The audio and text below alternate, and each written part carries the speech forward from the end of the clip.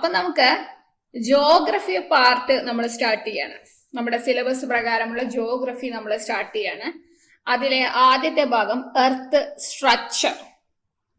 ഇപ്പൊ ജോഗ്രഫി കുറച്ചുകൂടി നമുക്ക് എന്താണ് ഒരു പിൻ പോയിന്റ് ചെയ്തിട്ടുള്ള പോയിന്റ്സ് നമുക്ക് കിട്ടും കൃത്യമായിട്ട്, അല്ലെ?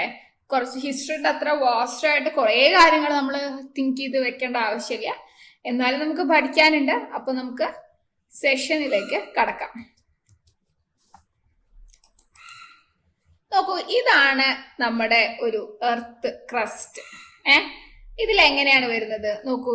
ഏറ്റവും മുകളിലുള്ള ഒരു ഭാഗമുണ്ട്, അതിനെയാണ് നമ്മൾ ഭൂവൽക്കം അല്ലെങ്കിൽ ക്രസ്റ്റ് എന്നുള്ളത് ഉദ്ദേശിക്കുന്നത്.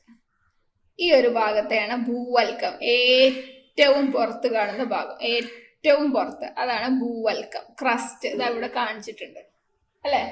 അതാണ് ഭൂവൽക്കം. അതിന് താഴെയായിട്ട് കാണുന്ന ഭാഗം ഏകദേശം ഈ ഒരു ഭാഗം മുതൽ ഞാൻ കാണിക്കേ, 1 minute. ഓക്കെ, ഇതാ ഈ ഒരു ഭാഗം മുതൽ ഇങ്ങോട്ട് താഴെ 2900 കിലോമീറ്റർ വരെ.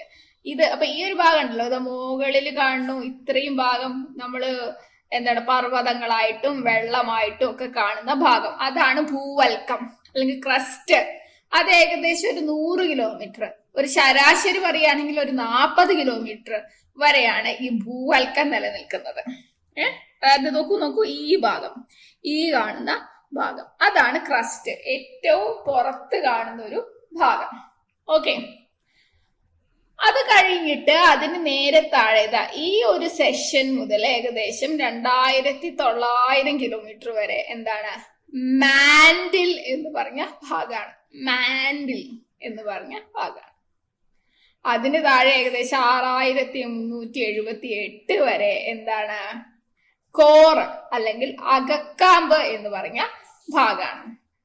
അപ്പൊ ഇത്രയും 3 ഭാഗങ്ങൾ ചേർന്നതാണ് എന്ത് എർത്ത് സ്ട്രക്ചർ ആയിട്ട് നമ്മൾ കൺസിഡർ ചെയ്യുന്നത്. Avodha promise you a bright future. Learn now, pay after you land a job. Register now.